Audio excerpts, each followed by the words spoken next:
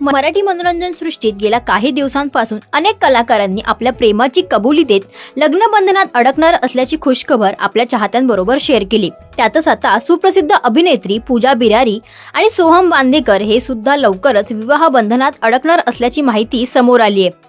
पूजा आणि सोहम यांच्या घरी लग्नाची तयारी सुरू झाल्याचं दिसतंय। तर नुकतंच अभिनेता आदेश बांदेकर आणि अभिनेत्री सुचित्रा बांदेकर यांनी त्यांचा मुलगा सोहमचं केळवण मोठ्या उत्साहात पार पाडलं।